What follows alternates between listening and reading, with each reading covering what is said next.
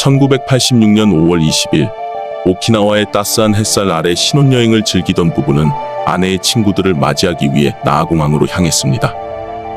결혼 후 혼자 지내야 했던 아내를 위해 남편이 친구들까지 초대해 준 것입니다. 아내가 외로워하니까 오키나와에서 만나 같이 놀아요. 경비는 제가 부담할 테니 걱정 말고요. 도쿄에 사는 친구들은 일 때문에 못 갈 것 같다며 처음엔 사양했지만 남편의 적극적인 권유에 못 이겨 여행길에 오르게 된 것입니다. 오늘은 나하공항에서 친구들과 합류해 이시가키 섬으로 떠날 예정이었는데 갑자기 카미야가 급한 일이 생겨 오사카로 돌아가야 된다고 합니다. 나 신경 쓰지 말고 친구들이랑 재밌게 놀다 와.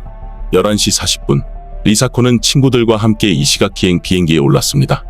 혼자 공항에 남겨진 남편은 오사카행 비행기를 기다리고 있었습니다. 3시간여의 시간이 흘렀을까요? 그에게 청천벽력 같은 소식이 전해집니다. 이시가키 섬에 도착한 아내가 갑자기 사망했다는 것입니다. 그녀의 죽음이 평범한 고졸 남성과 일본 의학계 및 수사기관을 뒤흔들 사건의 시작이 될 것이라고는 아무도 예상하지 못했습니다. 리사코와 일행이 탄 비행기는 오전 11시 40분에 나하공항을 출발해 12시 53분 이시가키 공항에 도착했습니다.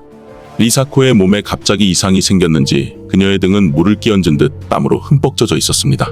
30분 후 호텔에 도착해 체크인을 마치고 방으로 들어가자 리사코는 구토와 오한을 호소하며 경련을 일으키기 시작했습니다. 긴급 호송되어 병원으로 가는 도중 도착하기 직전 구급차 안에서 그녀의 호흡이 멎어버립니다. 즉시 병원에 도착했지만 그녀의 심장은 단 한 번도 정상 박동을 하지 못한 채 15시 4분 사망 판정을 받게 됩니다. 아내의 사망 소식을 듣자마자 이시가키 섬으로 온 카미야. 리사코의 갑작스런 죽음에 의문을 가진 친구들은 그녀의 부검을 강력하게 요구했고 남편 역시 부검을 승낙합니다. 오키나와 현경은 류큐대학에 그녀의 부검을 의뢰했고 당시 부검을 집도했던 의사는 오노 요우키치 조교수였습니다. 심장에서 작은 우열이 발견되었을 뿐 다른 장기들은 깨끗했으며 33세의 젊은 나이인데다 딱히 지병도 없었습니다.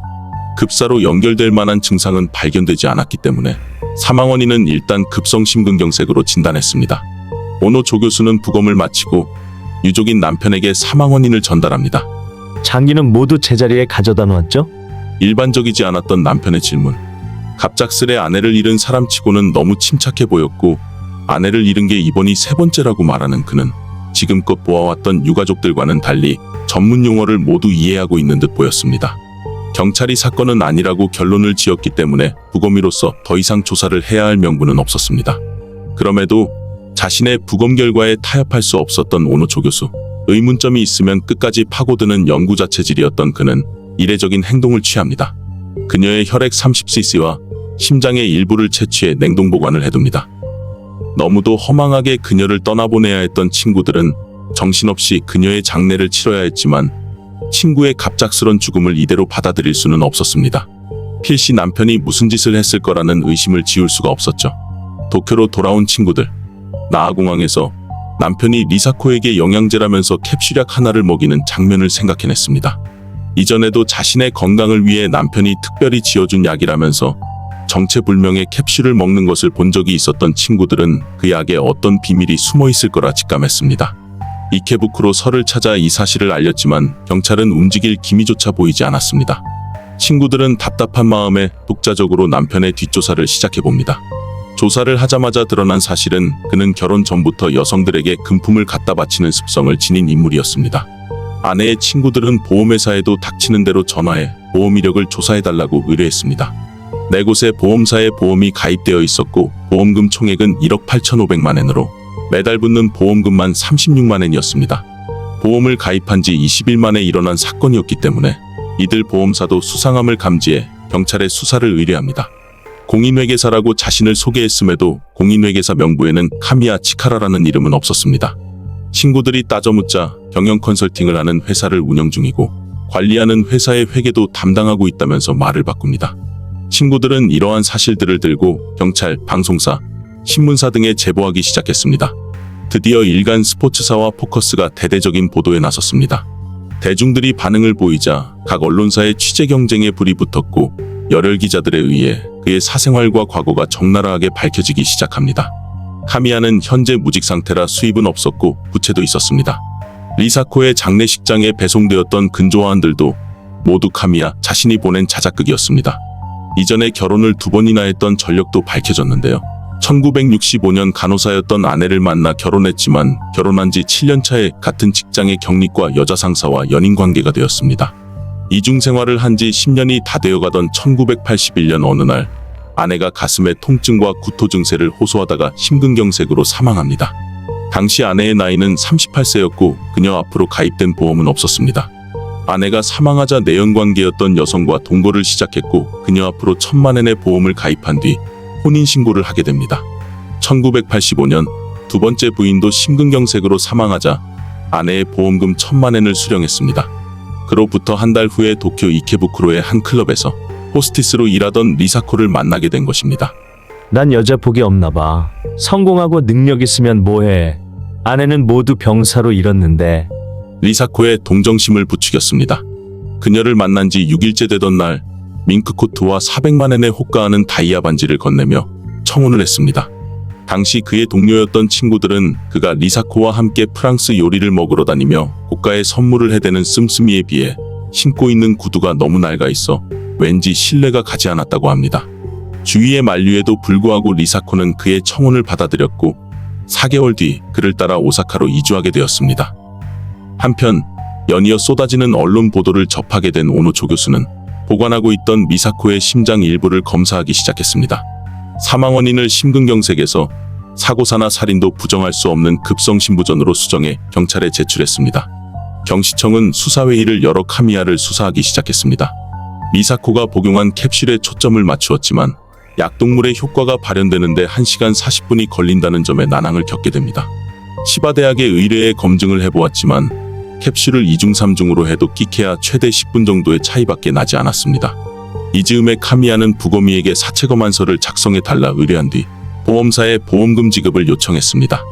보험 사기를 의심하고 있던 보험사들은 보험 계약 당시 신경계의 병을 앓고 있었음에도 알리지 않았다면서 고지 의무 위반을 이유로 지불을 보류했습니다. 카미야는 자신이 작성한 수기를 기자들에게 나누어 주면서 반론했고 결정적인 증거가 나오지 않자 여론의 관심도 점점 시들해져 갔습니다. 이 즈음에 카미야는 보험회사를 상대로 민사소송을 제기합니다. 1심에서 도쿄지법은 보험 계약 당시 남편이 아내의 신경계 질환을 알고 있었는지 여부를 확신할 수 없기 때문에 고지 의무 위반을 인정할 수 없다면서 카미야의 손을 들어줬습니다.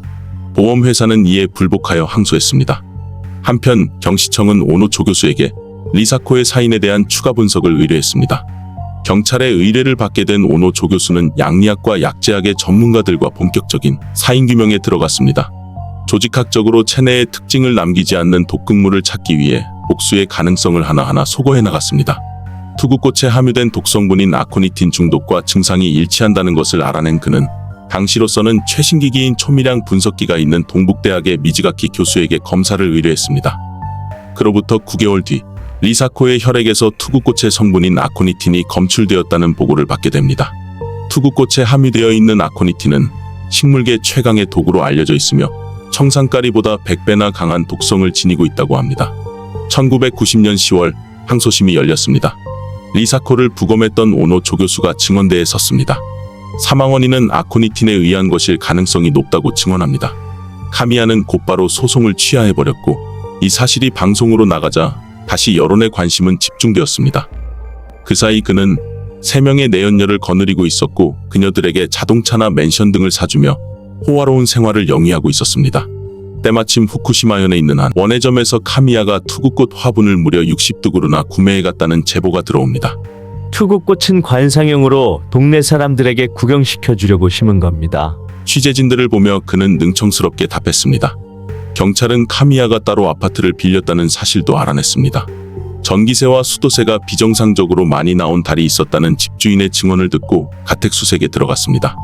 농축용 기구와 실험기구, 실험용 마우스, 캡슐 등 그의 아파트는 마치 대학의 연구실을 방불케 했고 다다미에서 미량의 아코니틴도 검출되었습니다. 기자들의 인터뷰에 하지 않은 짓을 증명하라니 참 난감하네요. 자, 증명할 수 있으면 얼마든지 증명해보세요. 그의 발언은 마치 학계에 도전장을 내는 듯했습니다. 1991년 6월 9일 카미야는 횡령죄로 체포됩니다. 리사코가 사망한 같은 해 12월에 경리과 부장으로 입사한 자동차 회사에서 3억 4천만 원을 횡령한 사실이 드러난 것입니다. 일명 별건 체포였고 5년 전 아내의 죽음이 보험금을 노린 살인사건이었을 가능성이 높다며 살인과 사기미수 혐의를 추가합니다. 하지만 사망하기까지 걸린 시간은 여전히 입증할 수 없었는데요. 아내는 카미야와 헤어진 뒤 1시간 40분이 경과한 후에야 증상이 나타났기 때문에 그 수수께끼를 풀어야만 했습니다. 이번 사건은 마치 미스테리 소설과도 같았습니다. 1991년 10월 카미야의 첫 공판이 열렸습니다. 그에게 투구꽃을 팔았다는 사람이 증인으로 출석했습니다. 카미야는 투구꽃은 관상용으로 구입했을 뿐이라며 반박했고 자신의 알리바이와 독의 반응 시간이 맞지 않다고 주장했습니다. 일견 카미야의 무죄 주장은 타당해 보였습니다. 골머리를 앓고 있던 수사본부에 사건 해결의 결정적인 단서가 될 한 통의 제보 전화가 걸려옵니다. 카미야에게 2년 동안 보고 1200마리를 팔았다는 한 어민이 나타난 것입니다. 경시청은 도쿄대학에 협력을 요청했습니다. 유퀴대학에 보관되어 있는 혈액을 검사한 결과 일명 보고독이라 불리는 테트로도톡신이 검출되었습니다. 한편 오노 조교수는 아코니틴과 테트로도톡신과의 상관관계를 밝히기 위해 학술서와 씨름하고 있었습니다. 드디어 한 영문학술서에서 힌트를 얻게 됩니다. 아코니틴과 테트로도톡신은 정반대의 작용을 가진 독으로 반대되는 성분이 서로 방해하기 때문에 반응 시간이 지연될 수 있었고 테트로도톡신 쪽의 반감기가 짧기 때문에 서로의 견제가 무너질 때 아코니틴 독의 효과가 발현된다고 합니다. 카미야의 알리바이가 무너지는 순간이었습니다. 미사코의 친구들이 오사카에 있는 신혼집을 방문했을 때 그의 집에는 추리소설과 각종 의학서적들이 종류별로 있었다고 합니다. 한 친구는 의학서적 몇 권을 뽑아 책장을 넘겨보았는데 이곳저곳에 빨간 펜으로 밑줄이 쳐진 것을 보고 당시에는 무섭다는 생각이 들었다고 합니다. 이어진 공판에서는 오노 조교수가 출석해 미사코의 혈액 분석 결과를 내놓았습니다. 1994년 도쿄지방법원은 검찰의 구형대로 무기징역을 선고했습니다. 카미야는 즉시 항소했지만 도쿄고등법원은 1심 판결을 지지했고 2000년 2월 21일 최고재판소가 카미야의 상고를 기각함에 따라 그의 무기징역은 확정되었습니다. 판결이 확정된 후에도 그는 무죄를 일관했습니다. 암투병 중이었던 그는 2012년 11월 오사카 의료연구소에서 73세의 나이로 사망했습니다. 의학 지식이 전무한 일반인이 의학 서적만으로 수백 마리의 마우스를 대상으로 실험하며 학계 전문가들도 풀기 어려웠던 난제를 제기했다는 사실은 놀랍습니다. 많은 사람들은 그가 바른 길만 갔었더라도 과학계에 큰 기여를 했을 것이라고 평가합니다.